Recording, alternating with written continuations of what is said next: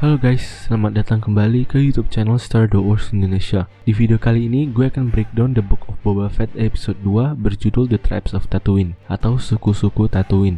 Suku-suku di sini dirujuk pada para Tuskens. Episode kali ini kita masih dibawa ke flashback Boba saat masih bersama para Tusken, dan flashbacknya lebih dominan dibandingkan sequence masa kini. Meskipun begitu, kedua sequence tersebut tentunya tidak mengecewakan. Ceritanya semakin berkembang dan bagus. Kita langsung ke breakdownnya aja ya. Tapi sebelum itu, jangan lupa untuk like, comment, dan subscribe ya.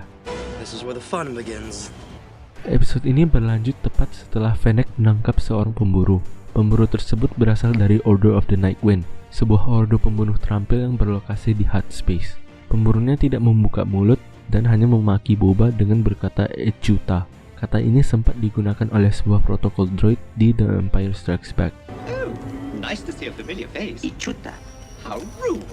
Di saat Fennec menipu pembunuhnya bahwa dia akan dibunuh oleh Rancor, dia akhirnya menyerah dan memberitahu bahwa wali kota yang mengutus mereka untuk membunuh Boba. Namun kandangnya tersebut kosong, tidak ada seekor Rancor, karena Luke Skywalker membunuhnya di Return of the Jedi. Boba dan Fennec menuju ke markas wali kotanya. Kita bertemu dengan Mayor Mos Eisley, seorang Ithorian. Orang Ithorian memiliki sepasang mulut kembar yang unik di sisi berlawanan dari leher mereka dengan 4 tenggorokan, membuat mereka berbicara secara stereo dengan suara yang dalam dan bergemuruh. Struktur tenggorokan mereka yang unik mencegah mereka berbicara bahasa basic atau English, oleh karena itu mereka membutuhkan perangkat penerjemah. Pemburunya tiba-tiba dibunuh oleh wali kotanya, karena Order of the Nightwind tidak diizinkan untuk beroperasi di luar Hutt Space, karena Jabba telah meninggal dan tidak lagi menguasai Tatooine. Wali kotanya pun mengakui bahwa bukan dia yang menyuruh pemburunya untuk membunuh Boba. Dia menyuruh Boba untuk pergi ke Garsa Sanctuary, dan di sana dia menyadari bahwa para kembar telah mengklaim warisan mendiang sepupunya, atau telah merebut kembali Tatooine. Para kembar di sini adalah para Hutts, dan sepupunya adalah Jabba the Hutt. Saat kita mendengar dentuman drum, si kembar Hutt tiba. Mereka memberitahu Boba bahwa Tatooine adalah milik mereka sekarang karena dulunya adalah milik Jabba. Boba tidak peduli. Seorang Wookiee pun menuju ke Boba, dan Wookiee tersebut adalah Black Krrsantan, seorang bounty hunter yang berasal dari beberapa komik. Dia juga biasa dipanggil Black K. Gua akan panggil dia Black K karena lebih gampang. Dia adalah pemburu hadiah yang ganas. Dia dulu ditangkap dari dunia asalnya Kashyyyk dan dilatih menjadi salah satu bounty hunter yang paling ditakuti di seluruh galaksi, hingga sering disewa oleh Jabba the Hutt dan Darth Vader. Black K pun sempat melawan Obi-Wan Kenobi. Keren banget.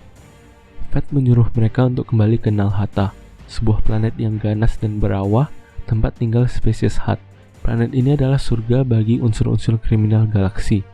Mereka tidak boleh sembarang membunuh para Hutts karena mereka butuh izin. Para Hutts dan Black K pun pergi. Scene berpindah ke Bacta Tank. Pastinya kita mendapatkan flashback. Di flashback kali ini, vibes-nya berasa mirip banget dengan original trilogy. Nostalgic banget, dan development karakter Boba dan lore-nya bagus banget.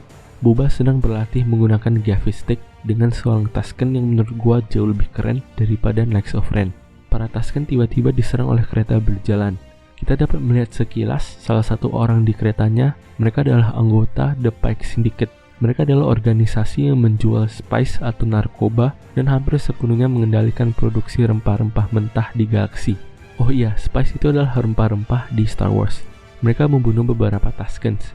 Boba kemudian melihat beberapa speeder yang melewati. Mereka adalah geng yang mencuri air di episode 1. Boba sadar bahwa ia bisa menghentikan keretanya dengan mencuri speeder mereka. Ia pun melacak mereka dan ia berakhir ke sebuah tempat bernama Tosche Station. Easter egg yang keren banget ini.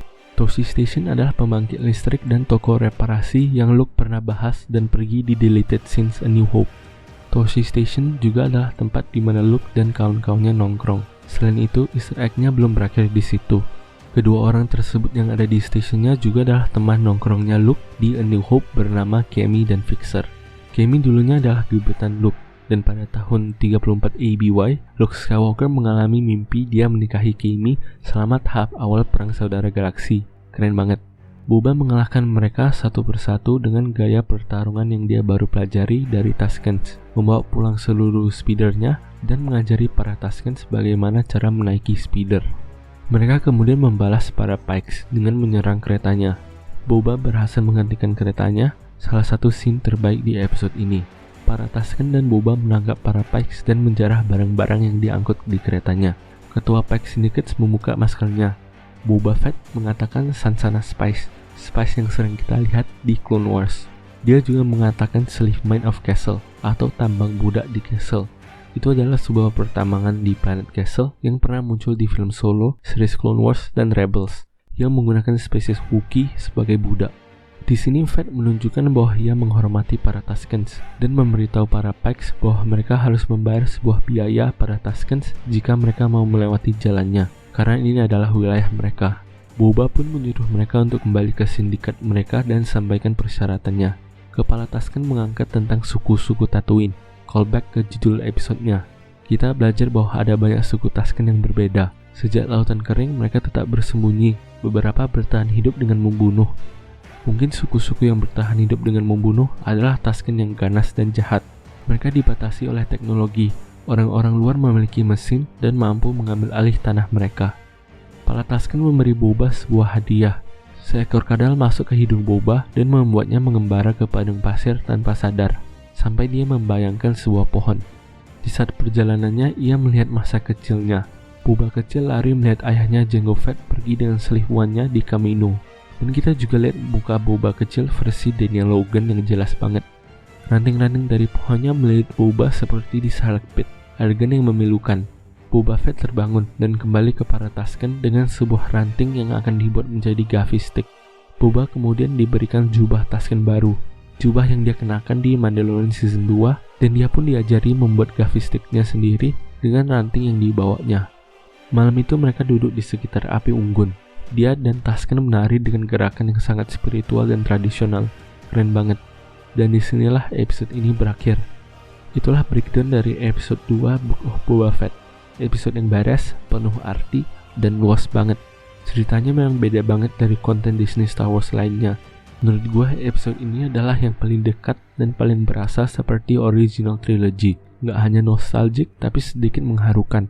Seluruh cerita ini ditulis dengan sangat baik, dan kita dapat perspektif yang sangat berbeda dan mendalam tentang Tatooine dan para Tusken. Sequence masa kini di episode ini masih tetap pendek, tetapi semakin bagus dari episode 1. Kehadiran Black Key keren dan cocok banget, meskipun nggak gua duga. Untuk episode ini gua akan kasih 8/5/10 atau 9/10. Oke, terima kasih telah menonton.